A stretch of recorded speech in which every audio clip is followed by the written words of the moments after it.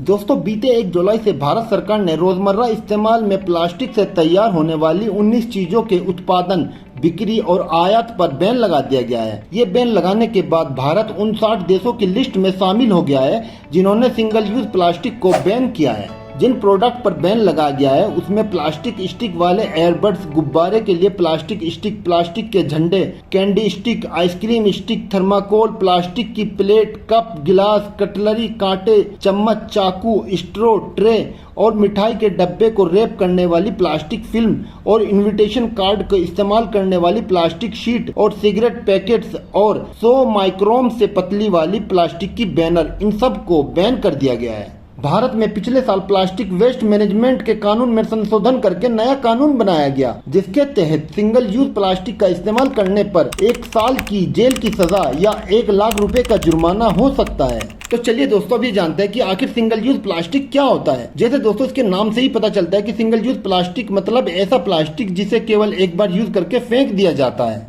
दोस्तों संयुक्त राष्ट्र के मुताबिक हर 1 मिनट में दुनिया भर में 10 लाख से अधिक प्लास्टिक की बोतल खरीदी जाती हैं और वहीं 5 लाख करोड़ बैग का इस्तेमाल हर साल किया जाता है। दोस्तों अकेले भारत में हर साल 2.4 lakh ton single use plastic पैदा होती है। वहीं अकेले भारत में हर दिन 26,000 टन प्लास्टिक कचरा निकलता है, जिसमें से सिर्फ 60% कचरा ही इकट्ठा होता है, बाकी का नदियों और तालाब और समुद्र में चला जाता है। दोस्तों इस प्लास्टिक को आसानी से डिकम्पोज नहीं किया जा सकता और न ही इसको आसानी से रिसाइकल किया जा सकता है और न ही इसको हम जला सकते हैं, क्योंकि जलाने के बाद इसमें से जहरीला धुआं और हानिकारक गैस निकलती है जो हमारे स्वास्थ्य के लिए बहुत ही हानिकारक है।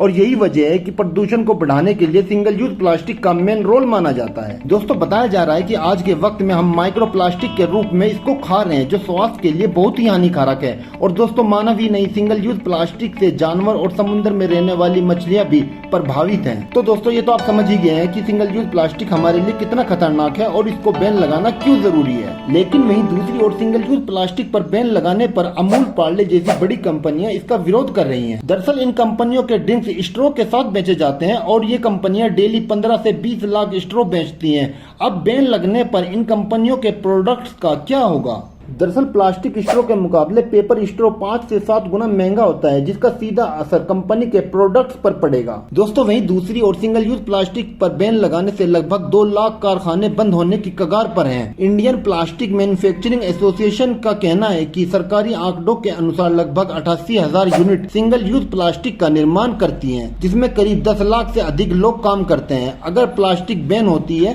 तो उनके रोजगार पर सीधा असर पड़ेगा और इसके अलावा ये मैन्युफैक्चरिंग यूनिट करीब 25,000 करोड़ का माल निर्यात करती हैं, तो इसके बैन से उनके रेवेन्यू पर भी सीधा असर पड़ेगा।